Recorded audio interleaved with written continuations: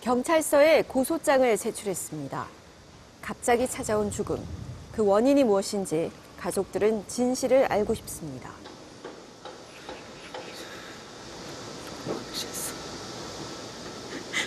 저는 뭔지도 모르고 그냥 돌아가셨어.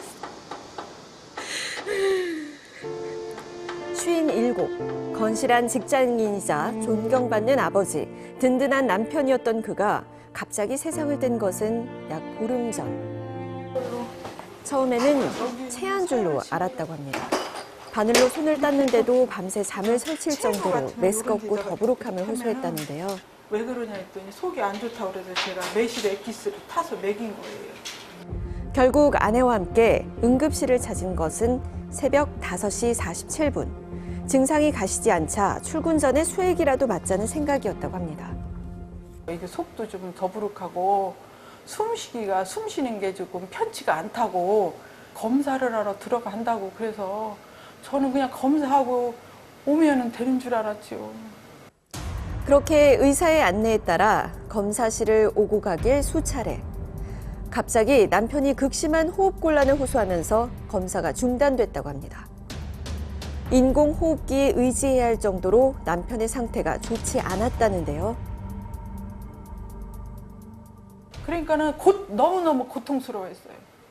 숨쉬기가 고통스러워. 나 좀 살려달라고 막 그랬어요. 이때 의사가 내린 진단은 바로 심근경색. 곧바로 심혈관 조영술과 스텐트 시술이 이루어졌다고 합니다. 지금 심장이 굉장히 안 좋고 혈관 3개가 막혔는데 지금 2개를 뚫었다. 3개 중에 하나는 지금 못 뚫고 있는 상태다 보니까 심장은 계속 안 좋아지고 있고. 막히고 좁아진 심장혈관을 뚫어주는 시술. 그런데 그 치료가 다 끝나기도 전에 갑자기 심정지가 왔고 한 번 멈춘 심장은 그렇게 영영 돌아오지 못했습니다. 심정지의 원인 역시 심근경색. 막혀있던 심장혈관이 결국 목숨까지 앗아간 것입니다. 사망 전날까지도 친구들과 골프를 즐길 정도로 운동을 좋아했던 남편. 고혈압과 당뇨가 있어 건강관리에 철저했던 터라 지금의 상황이 더욱 허망하다는. 그래서 애기 아빠나 저나 그냥 어제 운동을 너무 심하게 해서 조금 속이 안 좋은가 보다 더위 먹었나 이렇게 쉽게 생각을 한 거예요. 네, 고인의 갑작스러운 사망 원인은 급성 심근경색이었습니다. 자, 교수님, 먼저 급성 심근경색 설명 좀 해주시겠어요?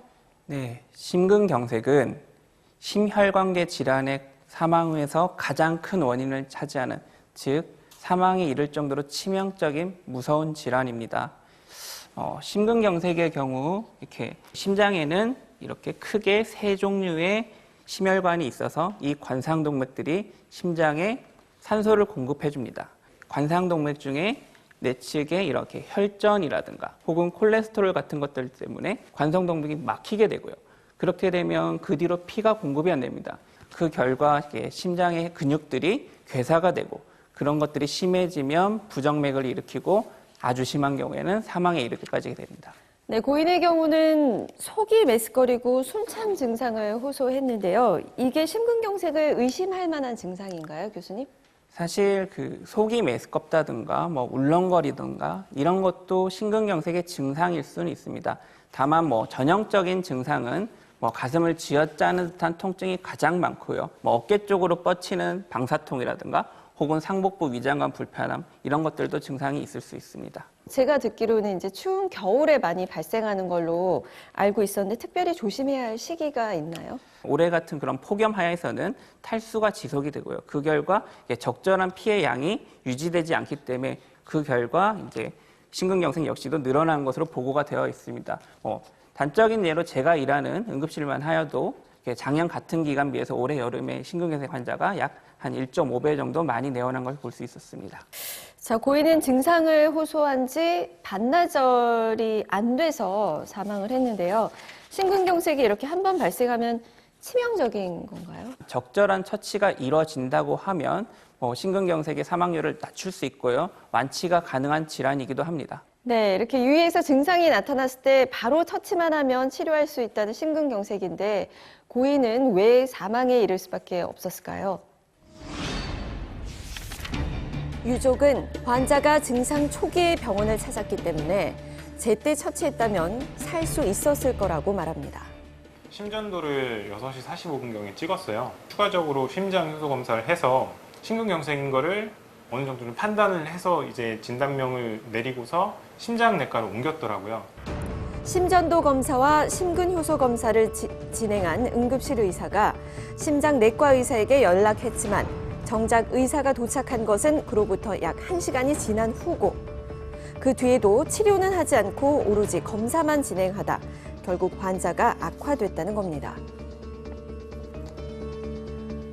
심장내과 쪽에서는 항상 매번 하는 얘기가 심근경색일 수도 있고 뭐 심부전일 수도 있고 10가지 가능성을 모두 염두했기 때문에 모든 검사를 진행할 수밖에 없었다. 사람은 죽어가고 있는데 네. 자기들은 계속 검사만 하고. 병원에서는 환자의 주 증상이 복통이었고 심전도상 심근경색을 의심할 수 없었으며 추가 검사 중 호흡곤란이 발생하여 심혈관 조영술을 실시했다고 밝혔습니다. 또한 즉각적인 치료가 필요한 심근경색이 아니었으며 이런 경우 1, 2일 안에 조영술을 시행하는 게 원칙이라고 설명해왔습니다. 급성 심근경색이라는 응급 환자였음에도 불구하고 처치가 늦어져서 환자가 사망에 이르렀다는 게 유족들의 주장입니다. 자, 변호사님 다시 한번 설명을 좀 해주시죠. 네. 사건이 벌어진 순서를 보시면요. 5시 47분에 응급실에 도착해서 혈액 검사, 엑스레이 검사, 심전도 검사, CT 검사가 순차적으로 이루어졌습니다. 그런데 10시 15분에 돼서야 심장내과의가 심근경색이라고 진단을 내리고 아스피린 투여와 스텐트 시술을 했지만 결국 사망에 이르렀습니다. 응급실 도착해서 심근경색 진단까지 4시간이 걸렸는데요. 빠른 진단과 처치가 있었다면 환자가 사망에 이르지 않았을 것이라는 것이 유족의 주장입니다. 네, 빨리 진단을 했더라면 처치도 빨리 이루어졌을 텐데 왜 진단과 처치가 이렇게 늦어진 걸까요? 네, 빠르게 진단하고 처치할 기회는 있었습니다. 심근효소 검사 수치를 보시면 심근경색증을 의심할 수 있는 증상이 충분히 진단이 되었습니다. 이 혈액 검사는 7시 32분과 8시 17분 두 차례에 걸쳐서 보고가 되어 있는데요. 정작 처치가 이루어진 시간은 10시가 넘어서였습니다.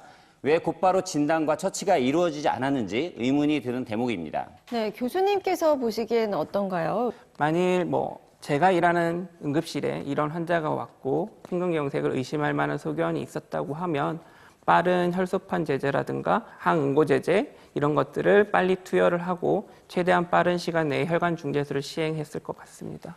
이번 사례와 비슷한 판례가 있나요? 네, 수원지방법원에서 급성 심근경색을 협심증으로 오인해서 진단과 치료를 지연하던 중에 사망한 사례에서 형사책임까지 인정한 사례가 있었습니다. 그렇다면 이번 사례 같은 경우도 형사 책임을 물을 수 있을까요? 네, 이번 사례 같은 경우에는 5시 47분에 응급실에 도착한 이후로 혈액검사 수치에서 심근경색으로 진단을 내릴 수 있는 그런 검사 수치가 나왔는데 그로부터 1시간 반 이후에 치료가 이루어졌다는 점에 있어서는 의료 과실의 여지가 상당히 있어 보이고요. 형사 책임 문제도 물을 여지가 있다고 보여집니다.